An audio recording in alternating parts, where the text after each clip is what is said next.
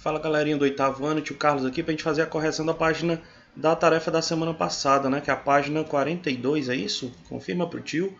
Página 42, exatamente, página 42. Então pega o seu caderno, pega o seu livro, vamos ver a correção. O tio já postou o gabarito, mas vamos explicar aqui a resolução das questões, né? Então, a primeira questão diz o seguinte: esquema abaixo apresenta no instante 1, né, e está aí na figura, o instante 1, uma bactéria passando por um determinado processo.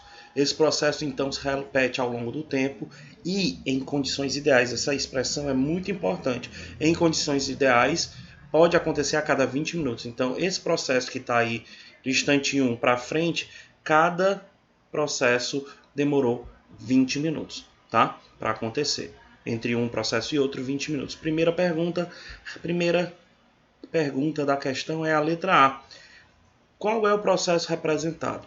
Eu tenho uma bactéria, depois duas, depois quatro, e aí ela vai se multiplicando. Esse processo de multiplicação de seres vivos a gente dá o nome de reprodução, e no caso da bactéria é uma reprodução assexuada, beleza? Então, resposta da letra A, reprodução assexuada.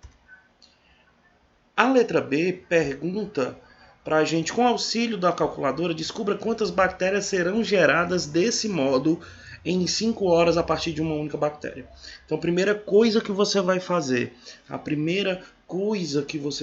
para resolver essa questão é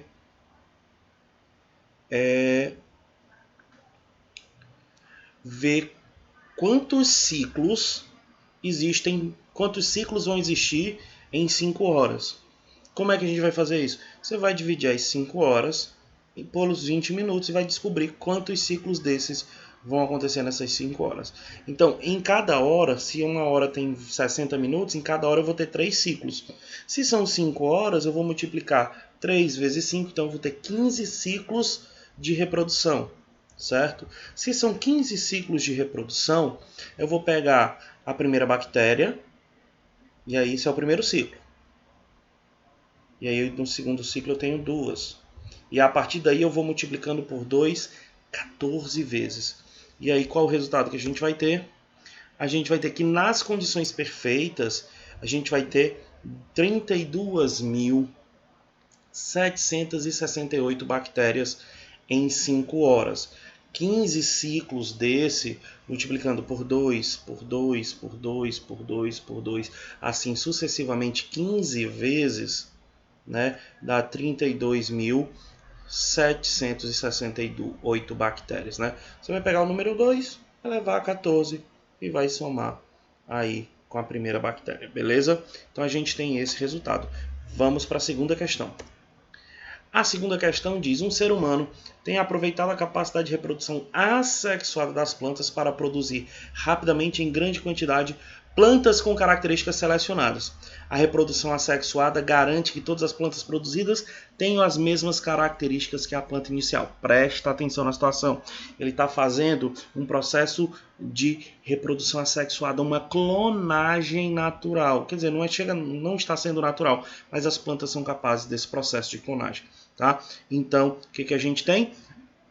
Pergunta: explique por que todas as plantas produzidas assexuadamente têm características da planta inicial ou matriz. Isso aí, gente, a gente volta lá na ideia de reprodução assexuada. Qual é a ideia de reprodução assexuada? É a reprodução que não tem troca nem mistura de material genético. Eu estou só reproduzindo esse material genético. Se eu estou reproduzindo, se eu estou só fazendo cópias idênticas, cópias fiéis desse material genético, as características vão ser todas semelhantes. Então a resposta vai ser essa aqui, porque na reprodução sexuada as plantas são geneticamente iguais à planta original.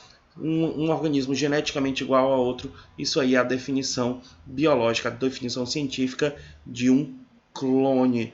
Belezinha? Vamos para a terceira? Terceirinha para a gente encerrar a correção da atividade. Alguns animais sésseis, ou seja, não se deslocam do seu local de fixação, produzem larvas móveis durante sua reprodução.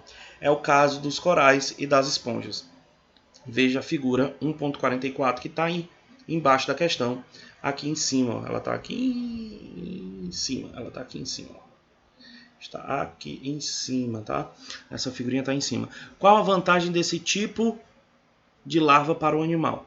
Então imagina, se o animal não sai do canto, se ele está sempre parado no mesmo canto e ele consegue produzir larvas que vão se deslocar, isso permite que ele ocupe locais diferentes. Então, a larva móvel ajuda na dispersão antes que ele se torne um animal adulto e fixo, possibilitando que esses filhotes se espalhem pelo oceano, tá? Então essas larvas móveis ajudam a espalhar, beleza? Espero que você tenha entendido. Qualquer dúvida, chama lá, né, no grupo ou chama no privado do WhatsApp para a gente explicar melhor. Tranquilo? Tio Carlos vai ficando por aqui. Forte abraço. Valeu. Falou!